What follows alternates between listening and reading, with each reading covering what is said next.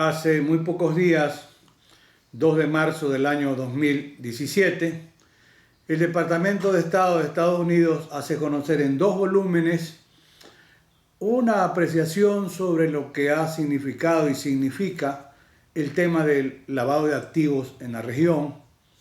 Salvo Chile, involucra a todos los países en el contexto latinoamericano. No solamente es un tema de Ecuador o de Venezuela. En Centroamérica, Costa Rica, Cuba, Nicaragua, El Salvador, Honduras. Pues bien, en Ecuador se han hecho airados reclamos por esta afirmación. Para empezar, Estados Unidos pues, no es la superpotencia un enemigo de Ecuador ni viceversa. ¿Qué hay detrás de la noticia y cuáles son los factores que inducen al Departamento de Estado de Justicia en Estados Unidos a afirmar que hay un incremento? Y en el caso del lavado de activos, y en el caso de Ecuador menciona 3 variables: tráfico de drogas y el tema de la corrupción. En el tema del tráfico de drogas, la señora ministra de Justicia de Ecuador ha dicho que en el último año en Ecuador son más de 100 toneladas de cocaína, me refiero al año 2016, que la policía ha podido incautar en los operativos antidrogas. Incluso dice que comparativamente este año 2016 significa el hallazgo, el decomiso de una mayor cantidad de drogas que incluso cuando Estados Unidos tenía la base militar en Manta. Pues bien, esa lectura merece algunos comentarios. ¿Sabe la señora ministra qué significa en el porcentaje de la droga que ha salido del país esta altísima aprehensión o comiso? Se calcula que entre lo que se pierde o se cae de la droga representa apenas entre el 10 y el 20% máximo de la droga que realmente sale. Lo cual significa que por Ecuador ha salido una cantidad impresionante de cocaína fundamentalmente. Claro, Ecuador está, es cierto, entre Colombia y Perú, considerados los primeros productores de cocaína en esta parte de la región y del mundo. Pero cuidado, Ecuador se está convirtiendo en el principal exportador de cocaína de América Latina, por lo menos. En el tema de los controles, porque se dice, hacemos un esfuerzo con el control, la cantidad de droga, las leyes, etc. Pero en el tema del control, ¿cuántos contenedores salen por el puerto de Guayaquil? Se estima que en el año 2016 han salido más de 1 millón de contenedores. ¿Cuántos contenedores puede la policía realmente examinar? ¿Puede la policía verificar contenido de carga? A duras penas el 2% de esa gran cantidad de contenedores. No sabemos qué cantidad de droga ha salido en esa cantidad impresionante, 1 millón de containers.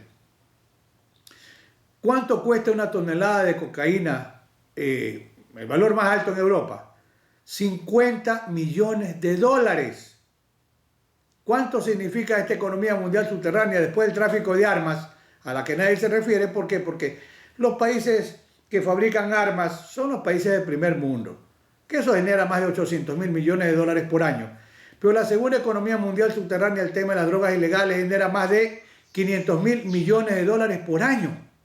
Entonces, no debe resultar extraño que se haya incrementado en Ecuador el tema del lavado de activos como consecuencia del tráfico de drogas. ¿Qué ocurre ahí? Simple y llanamente que los controles son insuficientes. Es imposible que solamente con un 2% de verificación se pueda impedir que salga una gran cantidad de droga de Ecuador. En el tema de Ecuador se menciona el tema de la corrupción, porque claro, hay dineros también que han sido lavados, dineros que han sido blanqueados, también en Estados Unidos. Y por eso viene la afirmación. En el tema, tal vez el punto de corrupción más alto, es el tema de Petroecuador. Es una realidad innegable. Ahí suman más de 1.000 millones de dólares lo que se ha contratado sin licitación, sin concurso previo de manera directa. Y también se menciona el caso de Odebrecht. El caso de Odebrecht, en Estados Unidos hay una investigación abierta en el que se menciona, en esa investigación, que 33.5 millones de dólares habían sido pagados o entregados como actos de soborno o de cohecho en Ecuador. Hay quienes sostienen también que esa es parte del dinero que Odebrecht entregó para poder continuar trabajando en el país, porque después de el retorno de Odebrecht al Ecuador, los contratos que el Estado ecuatoriano le otorga son por más de 1.500 millones de dólares. Lamentablemente aún esa famosa lista no la conocemos, se dice que está en reserva todavía en Estados Unidos la investigación, pero el hecho cierto es que en el resto de la región, desde Panamá, salpicado, hijo de un expresidente, en el Perú, un expresidente como Toledo con orden de prisión, alerta roja internacional, en Colombia senadores presos y otras figuras más en la región. De Ecuador todavía no conocemos la lista, más tarde que más temprano se la conocerá y ya sabremos de esos 33.5 millones de dólares quiénes en el Ecuador se beneficiaron entre comillas. El tema de Ecuador es cierto, está en esta coyuntura entre Perú y Colombia, además de que tenemos una economía dolarizada. Ecuador también, sus voceros públicamente han sostenido que se afecta a la imagen del país porque en el país ha habido un gran avance en la lucha contra esta forma de delincuencia organizada que sin duda es el tráfico de drogas. Claro, mire, el año 1988 Naciones Unidas dicta la Convención de Viena y Ecuador en 1990 dicta la Ley 108. Por primera ocasión allí se penaliza el lavado de activos que provenía ese blanqueo o pretendía legitimación de capitales que tenían un origen ilícito proveniente ¿de qué? Del tráfico ilícito de drogas. Ese fue el inicio. Para el año 2005, impulsado por el GAFI y por otros órganos internacionales, en Ecuador incluso se hace realidad una ley sobre lavado de activos en el año 2005. Lo recuerdo muy bien porque en el año 2002 la OEA a mí me contrató como experto nacional para trabajar con esta propuesta del proyecto. Y posteriormente, con el Código Orgánico Integral Penal del año 2014, es verdad, ahí está el artículo 317 que establece en la forma más grave penalizaciones de hasta 13 años, en el caso de que se tratara de asociación ilícita, forma de delincuencia organizada para cometer el delito de lavado de activos, que tienen que provenir de un origen, su recurso ilícito. ¿Qué lectura merece este tema allí? Ese gran criminólogo Alessandro Barata hablaba de los procesos de criminalización primaria, que es el dictado de la ley. Sí, cierto, tenemos ley, la hemos ido mejorando en mucho, pero luego hay el proceso de criminalización secundaria, que es el momento en el que la ley se aplica. Entonces, allí el filtro de selección positivo es a quiénes, y el filtro de selección negativo a quienes se deja de aplicar. Y esto tiene que ver no solo por un proceso de corrupción institucionalizado, me refiero a la Administración de Justicia, sino porque los controles son insuficientes para poder detectar realmente en qué casos se está lavando activos que tengan origen ilícito.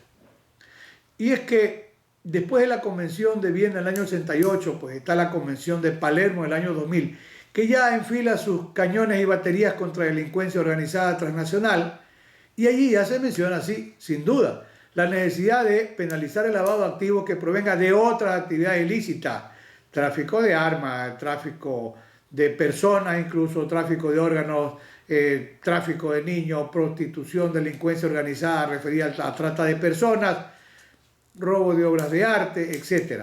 La gama es inmensa de acuerdo con la Convención de Palermo del año 2000, pero sigue siendo un tema alto el tema de lavado de activos. Sí, hay personas en el Ecuador, sin duda, que han sido penalizadas, no muchas, pero realmente por casos de lavado de activos. Y podría haber otros casos también de falsa criminalización por este discurso mediático de sostener que otras personas estén involucradas en actos de lavado de activos, aunque realmente no lo fuese. En conclusión, La gran pregunta, ¿qué hacer? En el tema de droga tienen que mejorar los controles. A ver, si solamente el 2% de los contenedores se puede verificar en el puerto, habría que mejorar la capacidad operativa de la policía. ¿De qué manera? Los escáneres. ¿Cuántos escáneres? No sé cuántos se necesite. Allí los expertos podrán determinar cuántos para que haya una verificación de mayor intensidad. Esto probablemente sería un desestímulo frente a los grandes capos que ven en los puertos ecuatorianos como puertos de gran salida, de gran cantidad de droga. Por otra parte, en el tema de otros aspectos relacionados con lavado de activos, como los casos de corrupción interna, pues bueno, que se llegue en realidad a determinar quiénes son los verdaderos responsables de los grandes atracos en Petroecuador y quiénes han sido realmente quienes han prestado como testaferro sus compañías, etcétera, para poder lavar esos activos. No es nuevo el tema del lavado de activos, sin duda. Ya incluso en Panamá, el grupo Mossack y Fonseca, sus fundadores, los abogados ya están procesados y están presos. Sería bueno recordar lo que han sostenido esos notables investigadores alemanes en su libro sobre el lavado de activos, que son los Panama Papers, los Obermayr, porque incluso el tema del lavado involucra en su momento a bancos alemanes, a bancos norteamericanos. Los paraísos fiscales per se no son malos. Es malo cuando allí a un paraíso fiscal se lleva dinero que ha sido mal habido. Concluimos sosteniendo que el Departamento de Estado de Estados Unidos tiene razón cuando sostiene que Ecuador también ha tenido un incremento notable en el tema del lavado de activos. De manera que no es cuestión de rasgarse la vestidura, sino de mejorar los controles internos en Ecuador.